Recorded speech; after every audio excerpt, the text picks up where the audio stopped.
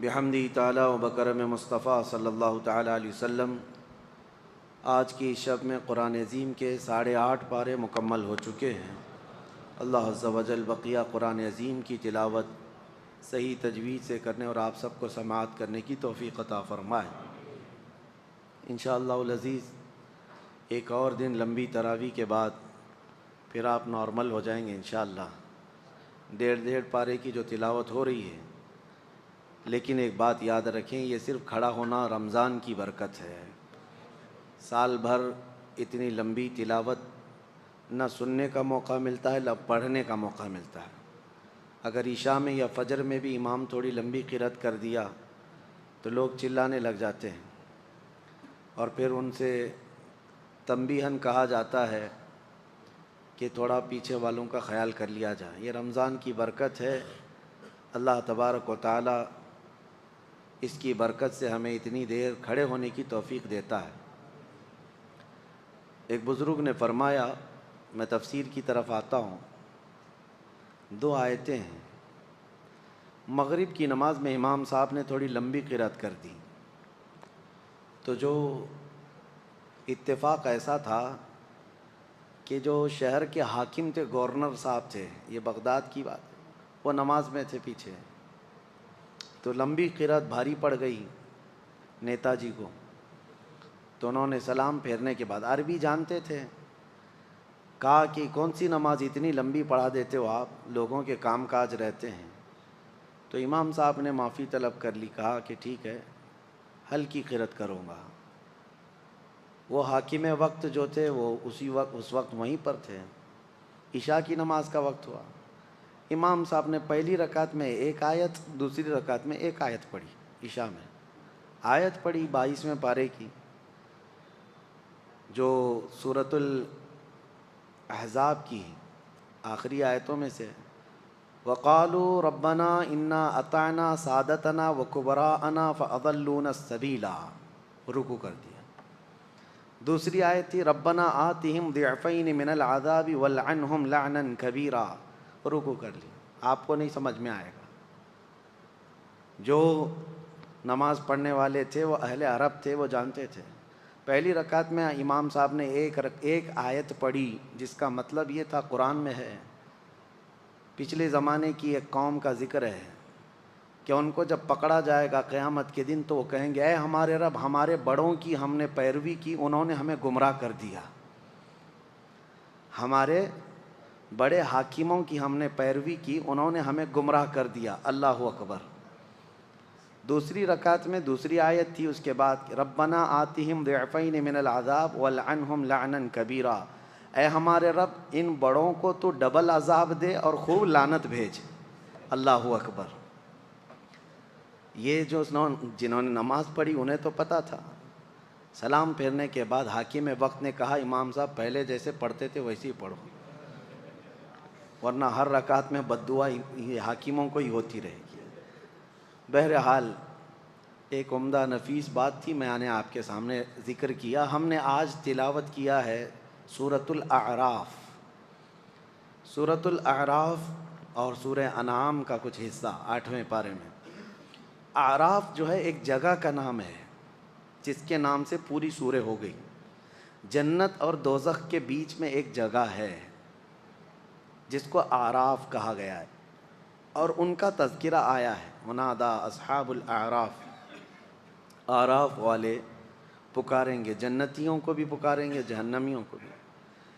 وہاں پر اس سورہ میں دونوں لوگوں کا ذکر ہے۔ پہلے جنتی لوگ آواز دے کر بلائیں گے، ونادا اصحاب الجنت اصحاب النار، یعنی جنت والے جو ہے دوزخ والوں کو پکار کر کے کہیں گے کیا، ان قد وجدنا ربنا حقا وعدنا حقا فهل وجدتم ما وعد ربكم حقا۔ جنت والے یہ کہیں گے، ہمارے رب نے ہم سے جو وعدہ کیا تھا وہ تو پورا کر دیا، ہمیں جنت دے دیا، تمہارا خدا جو تم سے وعدہ کیا تھا کیا تم نے بھی وہ وعدہ پورا دیکھ لیا؟ جہنمیوں کو پکار کر کہیں گے، کون؟ جنتی۔ اور اس دن جنت میں جانے والے یہ پکاریں گے، اللہ نے ہمارے ساتھ جو وعدہ کیا تھا جنت دینے کا وہ ہمیں پورا کر کے دکھایا۔ تو دوزخی سنیں گے جنتیوں کی باتیں اور وہ کیا کہیں گے؟ وَنَادَى أَصْحَابُ النَّارِ أَصْحَابَ الْجَنَّةِ أَنْ أَفِيضُوا عَلَيْنَا مِنَ الْمَاءِ أَوْ مِمَّا رَزَقَكُمُ اللَّهُ، کہیں گے اے جنتیو ہمارے اوپر بھی وہ تھوڑا سا پانی دے دو جو تم پی رہے ہو، یا جس کو اللہ تبارک و تعالیٰ نے تمہیں جو رزق دیا ہے اس میں سے ہمیں بھی کچھ دے دو جنت کے۔ کہیں گے ان اللہ حرمہما علی الکافرین، پھر جنتی کہیں گے یہ جنت کی نعمتیں کافروں پر حرام ہیں، اللہ نہیں دے گا۔ تو جنتیوں کا اور دوزخیوں کا جو مکالمہ ہے وہ اس سورہ میں بیان کیا گیا ہے۔ عزیزان گرامی وقار، یہ بیان کرنا آسان ہے، ہمارا اور آپ کا شمار کس میں ہے یہ اسی دن پتہ چلے گا، اسی دن پتہ چلے گا۔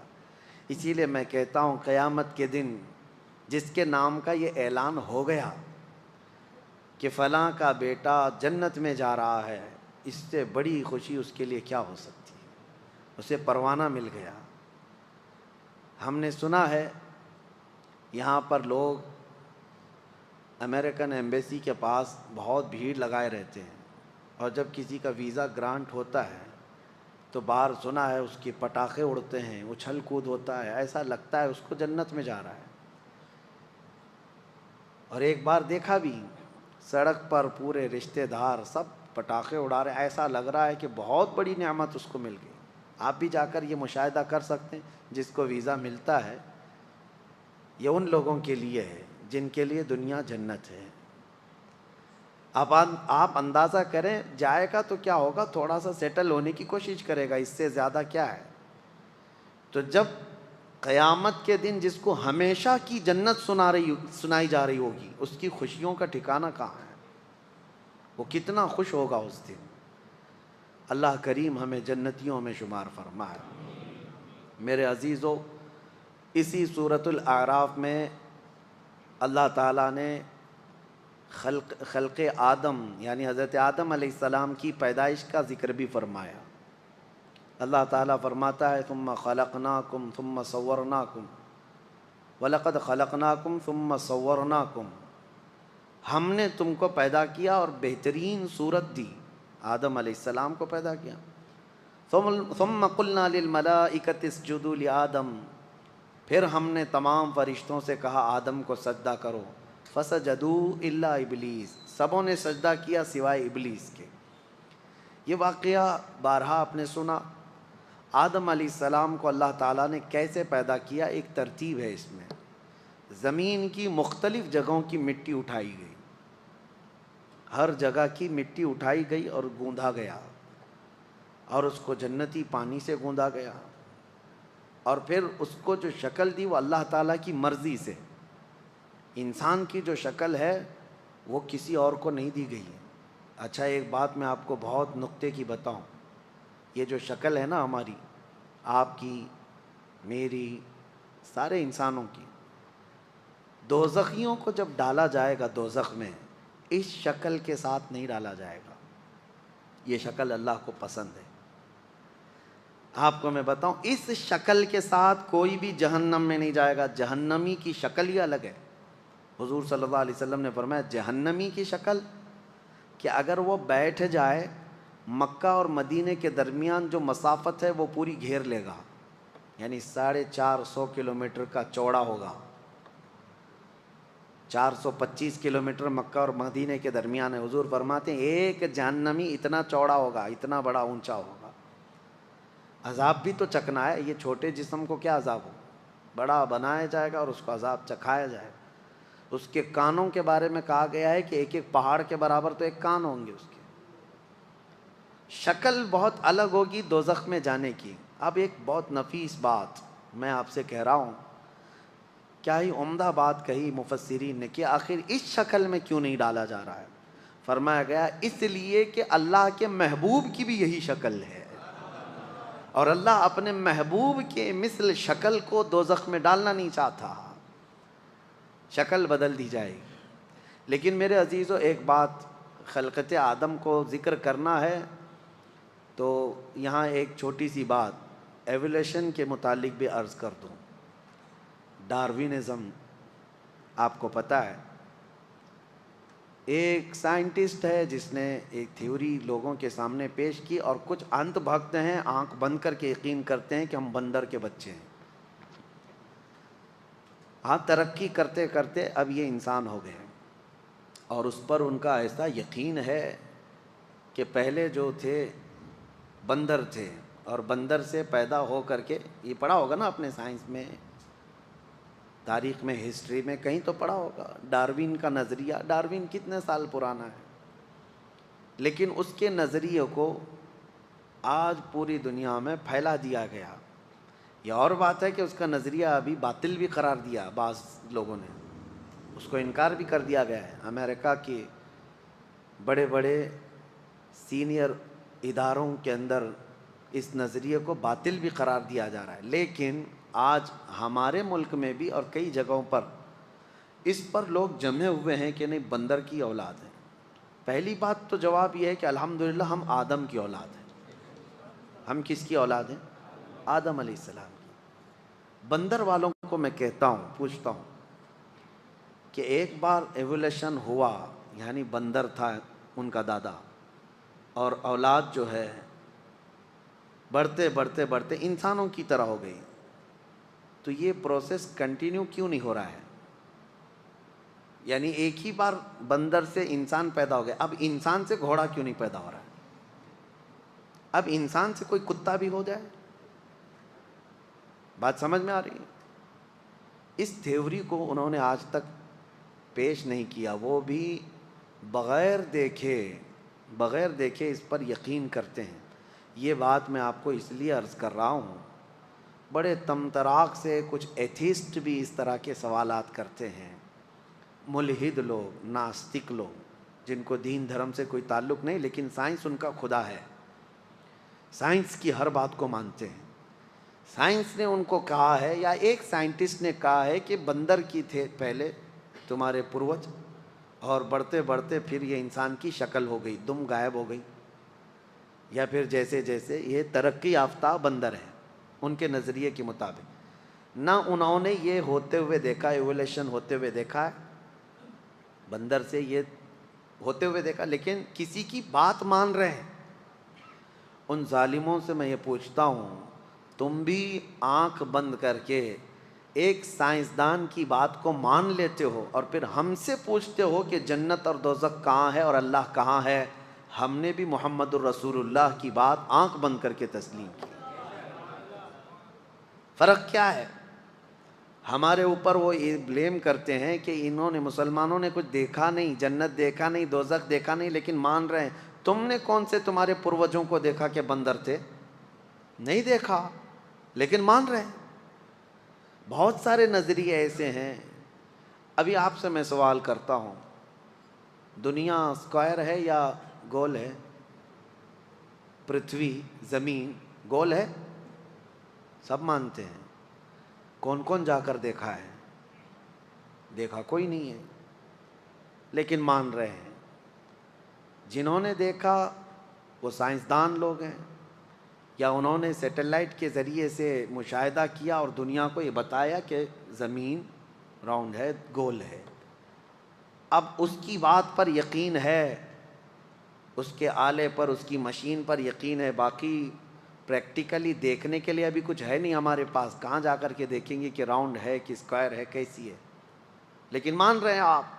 فرق اتنا ہی ہے، وہ ظالم بھی آنکھ بند کر کے مانتے ہیں سائنس کی بات کو، لیکن الحمدللہ ہم اس محمد الرسول اللہ کی بات کو جب مانتے ہیں جو اللہ کا سب سے محبوب نبی ہے، اور ایسی خبریں اس رسول نے ہمیں دی ہیں جو 1400 سال کے بعد وقوع پذیر ہو رہی ہیں، تو کیوں ہم رسول کریم صلی اللہ تعالیٰ علیہ وسلم کی باتوں کو یقین نہ کریں؟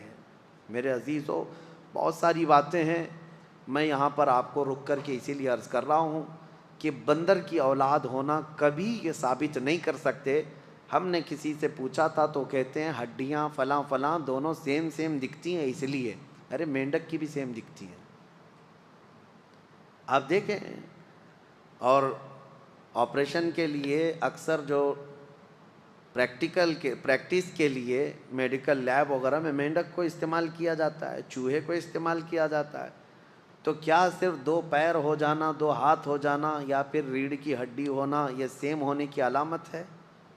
نہیں، بلکہ انسان ہی ہے، انسان ہی سے پیدا ہوا ہے اور اس سے بھی انسان ہی پیدا ہوگا، اس سے بھی انسان ہی پیدا ہوگا۔ آپ اگر وہ تھیوری مانتے ہیں، ایوولوشن کی تھیوری جو کہتے ہیں کہ پہلے کچھ تھا ابھی کچھ اور ہے اور بعد میں کچھ اور ہو جائے گا، اس کو ہم نہیں مانتے، یہ اسلامی نظریہ نہیں ہے، یہ اسلامی نظریہ نہیں ہے۔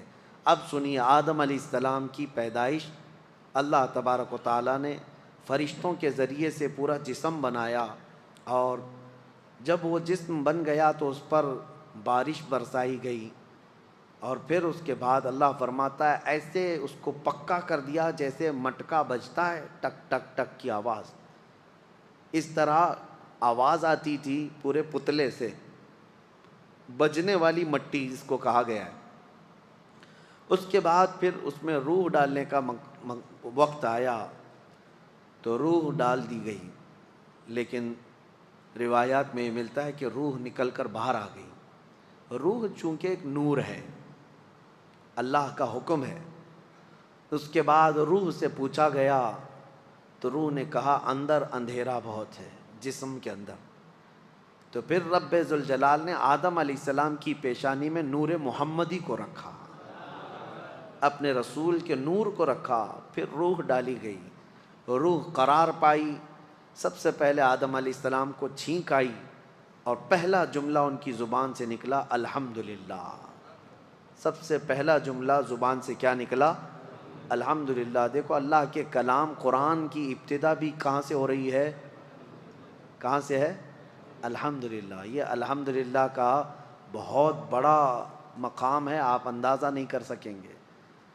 اللہ نے اپنے کلام کی ابتدا الحمد سے کی۔ انسان کی زبان کا پہلا کلمہ بھی کہاں سے ہوا ہے؟ الحمدللہ۔ آپ کی نمازیں بھی جو شروع ہوتی ہیں الحمدللہ سے شروع ہوتی ہیں۔ اب آپ کو میں یہ بات بھی بتا دوں، نبی پاک صلی اللہ علیہ وسلم نے اکثر دعائیں بھی جو آپ کو سکھائی ہیں نا، وہ سب الحمدللہ سے اکثر ہے۔ کھانے کے بعد جو دعا کرنا ہے کیا ہے؟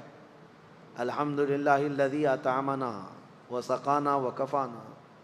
سو کر کے اٹھنے کے بعد بھی آپ کو دعا کرنا ہے الحمدللہ الذی احیانا بعد ما اماتنا والیہ النشور۔ ارے رفع حاجت سے باہر آئیں گے استنجا سے تو دعا کرنا ہے آپ کو الحمدللہ الذی اذھب عنی الاذی وعافانی۔ کپڑے پہننے کے وقت دعا ہے، ہر جگہ الحمدللہ کا ذکر سب سے زیادہ ہے۔ آدم علیہ السلام جب روح کے ساتھ کھڑے ہوئے، ایک حسین و جمیل صورت تھی آدم علیہ السلام کی، بہت خوبصورت تھے۔ فرشتے دیکھنے کے لیے آنے لگے، جگہ پورا مجمع لگ گیا فرشتوں کا کہ ایک نئی مخلوق بنی ہے۔ پھر اللہ نے فرمایا اس کو میں زمین میں اپنا نائب بناؤں گا، اپنا خلیفہ۔ اور انسان اللہ کا خلیفہ ہے، اللہ کا خلیفہ ہے۔ کوئی پیر صاحب خلافت نہیں بھی دیے تو چلے گا، آپ فخر سے کہو کہ میں اللہ کا خلیفہ ہوں۔ اللہ کا خلیفہ نائب ہے، کیوں؟ اس لیے کہ وہ اللہ کے احکام زمین میں نافذ کر رہا ہے، اللہ کی حکومت زمین میں قائم کر رہا ہے، وہ اللہ کا خلیفہ ہے۔ تو اب آپ کو میں بتاؤں، آدم علیہ السلام کو جب اللہ نے یہ فرمایا کہ میں خلیفہ بناؤں گا تو فرشتوں نے یوں کہا کہ مولا کیوں تو ایسے کو خلیفہ بنائے گا کہ زمین میں جانے کے بعد انسان قتل و غارت کرے گا، فساد مچائے گا، خون ریزیاں کرے گا۔ فرشتوں کو کیسے معلوم تھا کہ یہ جانے کے بعد یہ سب ہونے والا ہے؟ مفسرین فرماتے ہیں اس لیے کہ انسانوں سے پہلے اس زمین پر اللہ نے جنات کو بھیجا تھا۔ جنات پورے آباد تھے اور انہوں نے بہت قتل و غارت کیا، فساد مچایا، تو پھر ان کو اس زمین سے بھگا کر کے جزیروں میں، آئی لینڈ کی طرف بھیج دیا گیا، جنگلوں کی طرف، جزیروں کی طرف ان کو بھیج دیا گیا کہ زمین خالی کرو اللہ کی۔ پھر یہ نئی مخلوق انسان کو اتارا گیا۔ پھر بھی کہیں کہیں سے چھوٹ کر کے جنات آ جاتے ہیں، لیکن ان کا مقام یہ نہیں ہے زمین۔ اور جن کو ایسا لگتا ہے کہ ہمارے گھر میں آئے، اس کی آنگھ میں آئے، اس کی آنگھ میں آئے، مجھے تو 90% نہیں آنے والے دکھتے ہیں, 10% ہو جاتے ہیں. جنات کا آنا ہے, ایسے واقعات ہے, لیکن یہ نہیں ہے کہ جنات کو کوئی اور کام دھندہ نہیں ہے کہ خالی وہ انسانوں کے اوپر چڑھتے رہیں گے.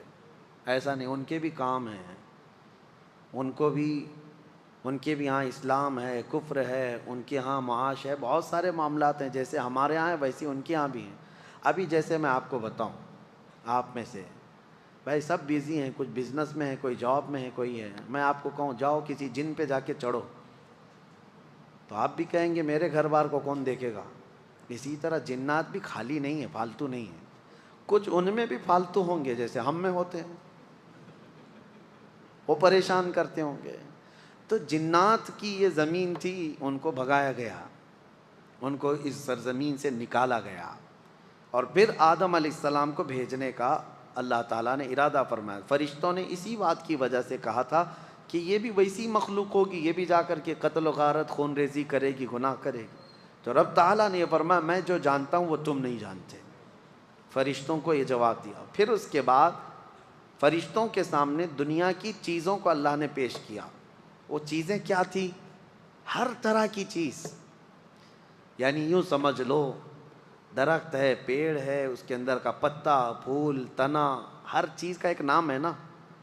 انگلی کا بھی نام ہے, انگوٹھی کا نام ہے, ہر چیز کا ایک ایک نام ہے. تو چیزیں جو دنیا میں ہونے والی تھیں اللہ نے وہ فرشتوں کے سامنے پیش کیا اور پوچھا اس کا نام کیا ہے, اس کا نام کیا ہے, اس کا نام کیا ہے. فرشتوں نے کہا مولا ہمیں تو اتنا ہی جانکاری ہے جتنا تو نے ہمیں سکھایا ہے, یہ سب چیزوں کے بارے میں ہمیں علم نہیں. پھر آدم علیہ السلام کے پاس یہ سب چیزیں پیش کی گئی. آدم علیہ السلام نے شروع سے لے کر آخر تک ہر چیز کا نام بتایا کہ یہ ہے, یہ فلاں ہے, یہ فلاں ہے, یہ فلاں ہے. یہاں تک کہ بعض مفسرین فرماتے ہیں دنیا میں پیدا ہونے والوں کے نام بھی بتائے آدم علیہ السلام, اور تقریباً دنیا میں بولی جانے والی ہر زبان آدم علیہ السلام جانتے تھے. ساری زبانوں کا ان کو علم رہا. اب آپ اندازہ کرو یعنی ابو البشر آدم علیہ السلام کو جب پوری کائنات کی ہر شے کا علم ہے تو سید الانبیاء کو کتنی چیزوں کا علم. ہمارے آقا و مولا صلی اللہ علیہ وسلم جن کے بارے میں قرآن خود کہتا ہے وَعَلَّمَكَ مَا لَمْ تَكُنْ تَعْلَمْ, اے محبوب ہم نے آپ کو وہ سب سکھا دیا جو کچھ نہیں جانتے تھے. وہ سب میں سب کچھ آیا, سب کچھ آیا. آدم علیہ السلام نے جب ساری چیزوں کے نام بتا دیے تو اللہ نے فرمایا اے فرشتو اب آدم کو سجدہ کرو. یہ سجدہ تعظیم کا سجدہ تھا, سب سجدے میں گر گئے. جانتے ہیں یہ سجدہ کتنا لمبا تھا؟ یہ سجدہ 500 سال کے قریب کا تھا. فرشتوں کا سجدہ. اٹھے لیکن ابلیس کو کھڑا ہوا دیکھا تو دوبارہ سجدے میں چلے گئے. فرشتے شکر میں کہ مولا ہم تو گمراہوں میں سے نہیں ہیں, جو تو نے حکم دیا ہم اس کی پیروی کر گئے. دوبارہ فرشتے سجدے میں گئے. اب ابلیس کھڑا رہ گیا. اللہ نے اس سے پوچھا کیوں تو نے سجدہ کیوں نہیں کیا؟ اس نے جواب میں کہا انا خیر منہ, میں اس سے بہتر ہوں آدم سے. مجھے تو نے آگ سے بنایا اور اس کو مٹی سے بنایا. آگ اوپر ہوتی ہے, مٹی نیچے ہوتی ہے. تو یہ جو چیزیں ہیں غرور اور انا شیطان کو تباہ کر دیا. اللہ نے فرمایا تو نے جو تکبر کیا جس کی وجہ سے ہمیشہ کے لیے تجھے مردود قرار دیا جاتا ہے, تو نکل جا. ابلیس کا نام عزازیل ہے. عزازیل, اس کو معلم الملائکہ کہا جاتا ہے, فرشتوں کا استاد کہا جاتا ہے. اس نے عبادت اتنی کی ہے کہ اس کے سجدے اگر روئے زمین پر پھیلا دیے جائیں تو ایک رائی کے دانے کے برابر بھی جگہ باقی نہیں ہوگی, اتنے سجدے ہیں ابلیس کے. لیکن سب ختم کر دیے گئے. نبی کی حرمت اور نبی کی عظمت کا انکار شیطان بنا دیتا ہے. آج بھی میں آپ کو بتا دوں ابلیس شیطان اللہ کا انکاری نہیں ہے, وہ اللہ کو مانتا ہے, وہ اللہ کی عبادت بھی کرتا تھا, لیکن انکاری کس کا تھا؟ آدم علیہ السلام, نبی کا. تو آپ اندازہ کریں نبی سے جس کو بغض ہے وہ ابلیس کی ذریت میں سے آتا ہے. نبی سے جس کو تکلیف ہے وہ ابلیس کی خصلتوں میں سے ہے. بہت سارے لوگ آج یہ کہتے ہیں ہم تو موحد ہیں، توحید توحید توحید، یعنی اللہ کی طرف، عبادت کی طرف ہم سب جو ہے بہت ایکٹیو ہیں، اور پھر وہ کہتے ہیں باقی یہ سب قبر پجوے ہیں، ہاں باقی سب بدعتی ہیں، شرک کرنے والے ہیں۔ اور یہ کہتے کہتے ہمیں تانا دیتے دیتے وہ نبیوں کی بھی گستاخی کر گئے، صحابہ، اولیاء، تابعین سب کی گستاخی کرنے لگ گئے۔ اللہ کو ایک ہم بھی مانتے ہیں، اللہ کی عبادت ہم بھی کرتے ہیں، ایاک نعبد و ایاک نستعین پر ہم مکمل عمل کرتے ہیں۔ لیکن ایک بات میں آپ کو بتا دوں، چند دنوں قبل بھی میں نے ایک اپنے بیان میں عرض کیا تھا کہ ہمارے اوپر ایک بہت بڑا الزام ہے کہ یہ بت یعنی قبروں کی پرستش کرتے ہیں یا رسول کو بڑھا کر اللہ کے برابر کرتے ہیں، غلط بات ہے۔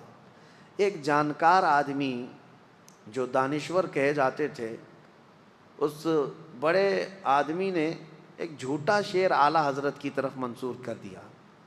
یوں کہا کہ دیکھو مولانا احمد رضا خان صاحب یہ کہتے ہیں وہی جو مستوی عرش تھا خدا ہو کر، اتر پڑا ہے مدینے میں وہ مصطفیٰ ہو کر۔ ان کا شعر ہے، یعنی جو خدا آسمانوں میں مستوی تھا وہ مدینے میں مصطفیٰ بن کر کے اترا ہے۔ کیا آپ کا یہ عقیدہ ہے؟ کیا نبی پاک صلی اللہ علیہ وسلم کی شکل میں اللہ اترا ہے؟ ایسا اگر کوئی عقیدہ رکھتا ہے تو ہم اس کو مشرک کہتے ہیں۔ حلول کا عقیدہ ہمارا نہیں ہے، یہ اعلیٰ حضرت کا شعر ہے ہی نہیں، لیکن تم تراق سے کچھ لوگ ان کی طرف منسوب کر کے اور اس پہ بھی بڑے بڑے بیانات بھی دے جاتے ہیں۔ بیچاروں کے علم کی کمی ہے۔ میں آپ کو بتاؤں، امام اہل سنت فاضل بریلوی نے حلول کا عقیدہ تو چھوڑو، قبروں کے سامنے جھکنے کو منع فرمایا، قبر سے 4 قدم دور کھڑے ہونے کا حکم دیا، قبر کو چومنے سے بھی منع کیا، سجدہ تو دور کی بات ہے، چومنے سے بھی منع کیا، دور کھڑے رہے۔ عبادت ہمارے ہاں صرف اور صرف اللہ رب العزت کی ہے، صرف اللہ رب العزت کی ہے۔ نبی پاک صلی اللہ تعالیٰ علیہ وسلم کی ہم عظمت کرتے ہیں۔ اب میں آپ کو بتاؤں ان میں اور ہم میں فرق اتنا ہی ہے کہ وہ توحید کے نام پر نبی کو گرا دیتے ہیں، لیکن ہم کیا کہتے ہیں؟ میں مانتا ہوں اے عقل والو میرا محمد خدا نہیں ہے، مگر دلوں میں یہ نقش کر لو کہ وہ خدا سے جدا نہیں ہے۔ یہ ہمارا، ہم نبی اکرم صلی اللہ تعالیٰ علیہ وسلم کی عظمت کو دل و جان سے تسلیم کرتے ہیں۔ اسی لیے اعلیٰ حضرت نے فرمایا ہے مومن وہ ہے جو ان کی تعظیم پہ مرے دل سے، مومن وہ ہے جو ان کی تعظیم پہ مرے دل سے۔ نجدی بھی تو کرتا ہے تعظیم مرے دل سے، نجدی بھی تو کرتا ہے تعظیم، دونوں جگہ مرے دل کا مطلب سمجھ گئے نا؟ ہاں ہوشیار لوگ ہیں، سمجھ جائیں گے۔ ابلیس نے سجدہ نہ کر کے ہمیشہ کے لیے مردود ہونا قبول کر لیا۔ اب سنو، اللہ فرماتا ہے میں تجھے وقت دیتا ہوں قیامت تک کا۔ اس نے کہا فَبِمَا أَغْوَيْتَنِي لَأَقْعُدَنَّ لَهُمْ صِرَاطَكَ الْمُسْتَقِيمَ، مولا میں تیرے سیدھے راستے پر بیٹھ جاؤں گا، اور جو اس راستے سے گزرے گا میں دائیں بائیں آگے پیچھے سے آ کر کے اس کو گمراہ کروں گا۔ اللہ تعالیٰ نے فرمایا ٹھیک ہے تو گمراہ کرتے رہے، لیکن اللہ فرماتا ہے لَأَمْلَأَنَّ مِنْكَ وَمِمَّنْ تَبِعَكَ، یعنی جہنم کو میں تجھ سے اور تیرے پیروکاروں سے بھر دوں گا، اللہ نے فرمایا۔ اب یاد رکھو میرے عزیزو، جو ابلیس کے پیچھے چلا اللہ اس سے دوزخ کو بھر دے گا۔ اب اس نے سٹارٹنگ کہاں سے کیا، شروعات کہاں سے کی؟ آدم علیہ السلام کو پیدا کرنے کے بعد اللہ نے آدم علیہ السلام کو جنت میں رکھا۔ جنت میں ہمارا اصلی گھر کہاں ہے؟ ہمارے باپ کا گھر جنت ہے، اصلی گھر وہی ہوتا ہے نا، باپ کا گھر۔ آدم علیہ السلام جنت میں تھے، لیکن ایک بے قراری تھی، اکیلے تھے، انسان اکیلا نہیں رہ سکتا، تو اللہ تعالیٰ نے ان کی بائیں پسلی سے ایک عورت پیدا کیا جو ہماری ماں ہے، حضرت حوا۔ آدم علیہ السلام جب انہیں دیکھتے ہیں حوا کو، جنت میں پیدا ہوئی عورت، عورت کہاں پیدا ہوئی ہے؟ جنت میں پیدا ہوئی ہے۔ جنت کی نعمتیں جتنی حسین ہیں، اسی لیے دنیا میں اسے حسن دیا گیا ہے۔ آدم علیہ السلام اس کی طرف بڑھنے لگے تو رب تعالیٰ نے فرمایا تمہارے لیے ابھی حلال نہیں، اس کا مہر دو۔ تو مہر دینا جنتی قانون ہے، یہ جنتی قانون۔ آدم علیہ السلام نے پوچھا مولا یہاں کیا مہر دوں؟ رب تعالیٰ نے فرمایا تمہاری اولاد میں اخیر زمانے میں میرا ایک محبوب نبی پیدا ہوگا، محمد صلی اللہ علیہ وسلم، زمین میں آسمانوں میں احمد، ان پر 20 بار درود بھیجو تمہارا مہر ادا ہو جائے۔ آدم علیہ السلام کا مہر کیا تھا؟ درود مصطفیٰ، حضور اکرم صلی اللہ علیہ وسلم پر درود بھیجا۔ اب حضرت حوا اور آدم علیہ السلام ساتھ ساتھ رہ رہے تھے، اچھے خاصے رہ رہے تھے، لیکن ایک آرڈر تھا ان کو دونوں کو، لا تقربا ہذہ الشجرہ، ایک درخت کی طرف اللہ نے حکم فرمایا تھا اس کے قریب مت جانا۔ وہ درخت جنت میں ہے لیکن اللہ کی حکمت، منع کیا گیا تھا قریب مت جانا اس درخت کے، اگر جاؤ گے تو پھر غلط ہو جائے گا، غلط ہو جائے گا، تو وہ نہیں جاتے تھے۔ اب شیطان کا جو مقابلہ شروع ہوا انسان کو گمراہ کرنے کا، تو وہیں سے شروع ہوا۔ ابلیس جو ہے آسمانوں پر جاتا تھا اس وقت، اور فرشتوں کے بیچ اس کا آنا جانا سب لگا تھا، تو وہ جنت کے دروازے تک گیا اور دونوں کو بلا کر کے بات چیت کرنے لگا، ان کی تعریف کیا، کیا نعمتیں ہیں آپ کی، بہت خوبصورت زندگی ہے، لیکن مجھے اندیشہ ہے، ڈر ہے کہ آپ کو اللہ نکال نہ دے جنت سے۔ تو گھبرا گئے، کہا کیوں نکالے گا اللہ تعالیٰ؟ کہا اس لیے کہ وہ درخت جو ہے اسی کے اندر حکمت ہے، وہ جو کھا لے گا اس کا پھل وہ ہمیشہ جنت میں رہے گا، نہیں کھائیں گے تو نکلنا پڑ سکتا ہے۔ اس نے ایسی پٹی پڑھائی، یعنی جس کو کہتے ہیں گمراہ کرنے کے طریقوں کے ساتھ۔ آدم علیہ السلام کے پاس اس نے اس طرح کہا، آدم علیہ السلام پھر بھی منع کرتے رہے، نہیں میرے رب کا حکم ہے میں نہیں کھاؤں گا۔ لیکن بی بی حوا نے کہا آپ نہیں کھائیں گے، میں توڑ کے لاتی ہوں، میں توڑ کے لاتی ہوں، پھل کھا لیں گے دونوں۔ اللہ نے قریب جانے سے منع کیا، کھانے سے منع تھوڑی نہ کیا۔ یہ بھی شیطان کی دلیل تھی، شیطان کی دلیل۔ کچھ لوگوں کے پاس ابھی ایسی منطق ہوتی ہے، لفظوں کی منطق، یہ نہیں کہا یہ نہیں کہا، مقصد کیا ہے اس کا وہ تو پتہ ہے۔ تو حضرت حوا نے کہا میں توڑ کر کے لاتی ہوں، وہ توڑ کر کے لے بھی آئی۔ وہ کس چیز کا پھل تھا واللہ عالم، درخت سے پھل لے کر کے آئی۔ آدم علیہ السلام نے آدھا کھا لیا، وہ بھی آدھا کھا لی، جیسے ہی کھائے ان کے کپڑے اتر گئے، جنت میں ہی سے لباس اتر گیا پورا۔ وہ گھبرائے بہت زیادہ، شیطان اپنا کام کر چکا تھا، وہ چلا گیا۔ تو وہاں تو درخت تھے جنت کے، ان درختوں سے انہوں نے پتے لیے اور اپنے جسم کو چھپایا، درختوں کے پتوں سے اپنے جسم کو چھپایا۔ اتنی ہی دیر گزری تھی، قہار و جبار خدا کا اعلان ہو گیا، اہبطوا منہا جمیعا، اس جنت سے تم سب کے سب نکل جاؤ، زمین میں جاؤ۔ اللہ کا حکم تھا، آدم علیہ السلام اور حضرت حوا ہی تھے، لیکن حکم جمع کے لیے سب کے سب نکل جاؤ۔ تفسیر میں فرمایا تھے تو دو ہی، لیکن اللہ فرمایا تم سب کے سب نکل جاؤ۔ حکم کا مطلب مفسرین فرماتے ہیں آدم علیہ السلام کی پیٹھ میں جتنی اولاد تھی سب سے کہا گیا سب نکل کے جاؤ، سب کو حکم تھا کہ سب نیچے آؤ۔ آئے، لیکن اللہ تعالیٰ نے سب کو الگ الگ جگہ اتارا۔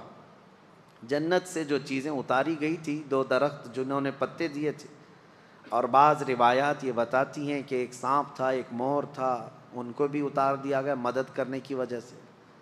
یہ بڑے خوبصورت جانور تھے، ان کو بھی سزا کے طور پر اتار دیا گیا، سب کو الگ الگ۔ حضرت بی بی حوا کو جدہ میں، جو سعودی عرب کا ایک شہر ہے، جدہ کا مطلب جانتے ہیں آپ؟ عربی میں دادی کو کہتے ہیں، ورڈ کا جو میننگ ہے جدہ کا مطلب دادی، شہر کا نام ہی دادی ہے کیونکہ پوری دنیا کی دادی وہاں اتری تھی۔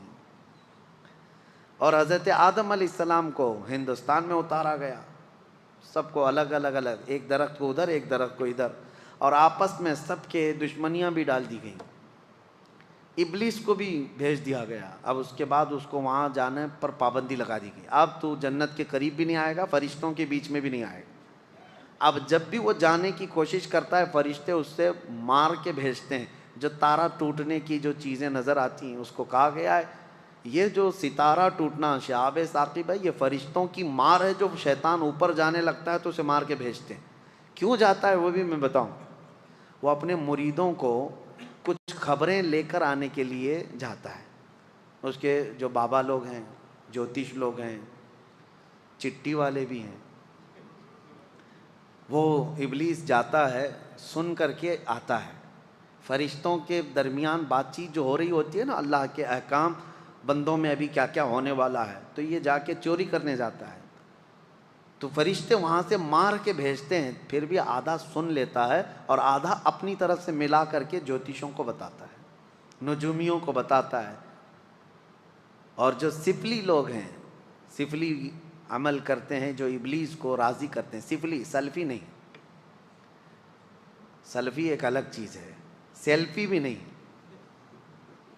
سیلفی ایک موبائل کی چیز ہے اور سلفی ایک جماعت ہے. اہل حدیث حضرات اپنے آپ کو سلفی کہتے ہیں.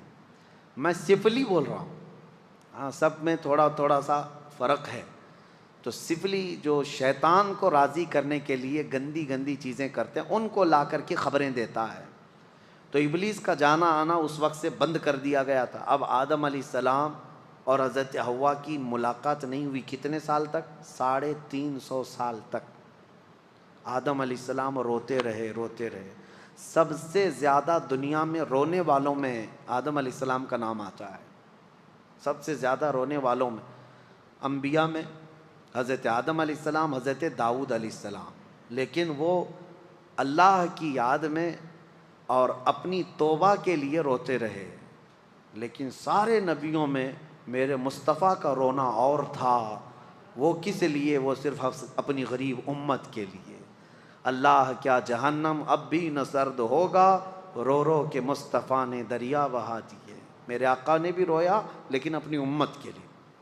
اب 350 سال کے بعد, اب میں اپنی بات سمیٹ رہا ہوں, 350 سال کے بعد آدم علیہ السلام کو ایک بات یاد آئی کہ جب ان کی روح ڈالی گئی تھی جسم میں تو آنکھیں جیسے کھلی, آسمان کے ہر دروازے پر, جنت کی ہر دیوار پر انہوں نے ایک نام دیکھا تھا, لا الہ الا اللہ. حضور صلی اللہ علیہ وسلم کا نام وہاں پر احمد ہے. حضور کا نام اللہ کے نام کے ساتھ ہر جگہ انہوں نے دیکھا تھا. آدم علیہ السلام نے 350 سال کے بعد یوں عرض کیا, اے مولا جو نام تجھے سب سے زیادہ پسند ہے, جس نام کو تو نے اپنے نام کے ساتھ رکھا ہے, اس کے وسیلے سے عرض کرتا ہوں میری توبہ قبول فرما. قرآن میں بھی رب تعالیٰ فرماتا ہے فوراً اللہ نے جبرائیل امین کو بھیجا, ہے صفی اللہ کو حاجت رسول اللہ کی. وہ جہنم میں گیا جو ان سے مستغنی ہوا, میرے آقا سے جو دور ہوا, اعلیٰ حضرت فرماتے ہیں دوزخ میں جائے گا. ہے خلیل اللہ کو حاجت رسول اللہ کی. حضور اکرم صلی اللہ علیہ وسلم کے وسیلے سے توبہ قبول ہوئی. جبرائیل امین علیہ السلام آئے, بشارت دی کہ اللہ تعالیٰ نے آپ کی توبہ قبول فرمائی. اب آپ کو حکم دیا جاتا ہے. آدم علیہ السلام جب آئے تھے تو جبرائیل علیہ السلام خود ہی ان کو یہاں کی کھیتی باڑی اور کام کاج سکھا کر گئے تھے. جنت کے 3 دانے لا کر کے دیے تھے, یعنی ایک گیہوں کا دانہ اور ایک کوئی دانہ, یہ 3 دانے وہ اتنے بڑے بڑے تھے دانے, جنت سے لائے گئے تھے. اور وہ بو کر کے اس کی کھیتی اور اس کی فصل اگا کر کھانے پینے کے طریقے ساری چیزیں آدم علیہ السلام کو وہ دے کر کے گئے تھے. اور یہ روایت میں ملتا ہے جنت کا آیا ہوا دانہ بہت بڑا تھا, اور پہلے کے دور میں اناج بڑے ہوتے ہوتے چھوٹے چھوٹے, اس میں ایولیشن ہوا ہے. اب جو گیہوں کا دانہ وہ پکڑنے میں بھی نہیں ملتا. فرمایا گیا کہ جیسے جیسے انسانوں کے گناہ بڑھتے ہیں اناج گھٹتا جاتا ہے, یعنی ان چیزوں کی مقدار میں کمی آنے لگ جاتی ہے. یہ آخری دور میں گیہوں تو گیہوں, انسانوں کے قد بھی چھوٹے ہو جائیں گے. پہلے لوگ 8-8 10-10 فٹ کے ہوتے تھے, اور آدم علیہ السلام کی ہائٹ تو 60 فٹ کی تھی. 60 فٹ اتنی لمبی بتائی گئی ہے. تو پہلے کے دور کے بعد یہ جو گھٹتی ہوئی آئی ہے لیکن ایک بات پھر میں بتا دوں، کوئی کنفیوز نہ ہو، اس تھیوری پہ نہ چلے جائے کہ انسان اب بدل گیا. نہیں، انسان ہی تھا، انسان ہی ہے آج بھی. پہلے یہ اور بات ہے کہ ہائٹ بڑی تھی، جسم بڑا تھا، لیکن زمانے کے مرور ایام کے ساتھ ساتھ انسانوں کی ہائٹ کم ہوتی رہی. اور میرے آقا نے فرمایا قیامت کے قریب یہ لوگوں کے قد بھی کم ہوتے چلے جائیں گے. اب قریب اور قیامت کے ناٹے لوگ ہی رہیں گے. ہاں، اور یاجوج ماجوج کی جو شکل بتائی گئی وہ بھی بہت چھوٹی چھوٹی قد کے ہوں گے، جیسے چائنیز ہوتے ہیں. ہاں، ان کی آنکھیں چھوٹی چھوٹی ہوں گی، جیسی ان کی شکل ہے، لال رنگ کے ہوں گے، یہی شکل بتائی گئی ہے. اور پوری دنیا گھومیں گے، ہر چیز کھا جائیں گے جیسے چائنیز کھاتے ہیں. ہاں، یہ اس لیے بھی میں بول رہا ہوں کہ بعض جو دانشور ہیں، ایک امریکہ کے بڑے ڈاکٹر ہیں، انہوں نے کہا میری تحقیق کے مطابق یاجوج ماجوج آ گئے، وہ چائنیز ہی ہیں. دنیا میں سب سے زیادہ تعداد بھی ان کی ہے، اور سب سے زیادہ دنیا میں پھیلے بھی وہی ہیں، اور ہر چیز، ہر کیڑا مکوڑا سب کھاتے بھی وہی ہیں. لیکن ایسا نہیں ہے. یاجوج ماجوج ایک قوم ہے، وہ آئے گی، لیکن وہ اتنے سالوں تک چائنا کی طرح جیتی نہیں رہے گی. ہاں، وہ فساد مچائیں گے، لیکن چند دنوں کے بعد اللہ تعالیٰ ان کی گردن میں ایک کیڑا پیدا کرے گا. کوئی وائرس ہوگا اس زمانے کا، کوئی کورونا آئے گا، اور اس سے وہ ایک ساتھ پورے کے پورے ہلاک ہو جائیں گے. اور جو ڈاکٹر صاحب امریکہ کے جو میں کہہ رہا ہوں، وہ بڑے دانشور ہیں، مسلم اسکالر ہیں. ان کی تھیوری کے حساب سے انہوں نے جو کہا یاجوج ماجوج یہ چائنیز ہی ہیں، اس اعتبار سے شاید کورونا بھی چائنا میں آیا، ان کے اور یقین ہو گیا ہوگا، ان کو اور یقین ہو گیا ہوگا کہ حدیث میں جو کہا گیا، اچھا یہ جو وائرس آیا یہ گردن میں ہی زیادہ پکڑتا تھا، ان کو اور زیادہ یقین ہو گیا ہوگا. لیکن یقین ان کو اس وقت فیل ہو جانا چاہیے کہ چائنیز مرے زیادہ نہیں ہے. لیکن یاجوج ماجوج پوری کی پوری قوم ختم ہو جائے گی. بہرحال بات ادھر ادھر نہ جائے، قد جو ہے کم ہوتا چلا جائے گا قیامت کے قریب. آدم علیہ الصلاۃ والتسلیم کی خلقت کا یہ پورا واقعہ آج سورۃ الاعراف میں ہم نے ملاحظہ کیا ہے. اللہ کریم ہم سب کو قرآن عظیم کی ہر آیت پر عمل کی توفیق عطا فرمائے. حکم یہ ہے اللہ تعالیٰ کا کہ یہ واقعہ بیان کیوں کیا گیا؟ اس لیے کہ اللہ فرماتا ہے کہ شیطان آج بھی ہے جو دور سے تمہیں دیکھ رہا ہے. کہیں جیسے تمہارے باپ اور تمہاری ماں کو اس نے جنت سے نکالا تھا، ایسے ہی دنیا میں تمہیں اللہ اس کی رسول کی رضا سے باہر نہ کر دے. تم ہمیشہ الرٹ رہو، اس کے کسی داؤ کو اپنے اوپر حاوی ہونے نہ دینا.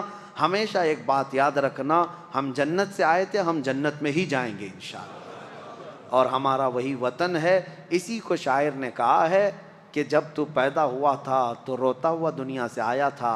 کیوں؟ اس لیے کہ ہماری روحیں جنت میں تھی، اور جب اپنا اصلی گاؤں چھوٹتا ہے تو روتے ہوئے آتا ہے بچہ. اور شاعر نے کہا ہے اب ایسی زندگی گزار کہ جانے کے وقت سب رو رہے ہوں اور تیرے لبوں پر مسکراہٹ ہو. کیوں؟ اس خوشی سے تم مسکراتے ہوئے جاؤ کہ اپنے اصلی وطن جا رہا ہوں، اپنے گاؤں جا رہا ہوں، اور ہمارے باپ کے گھر جا رہا ہوں. اللہ کریم ہم سب کی قسمت میں جنت عطا فرمائے. رمضان کی برکت سے اللہم انا نسألک الجنت ونعوذ بک من النار. اللہم انا نسألک الجنت ونعوذ بک من النار. اللہم انا نسألک الجنت ونعوذ بک من النار. وآخر دعوانا ان الحمد للہ رب العالمین.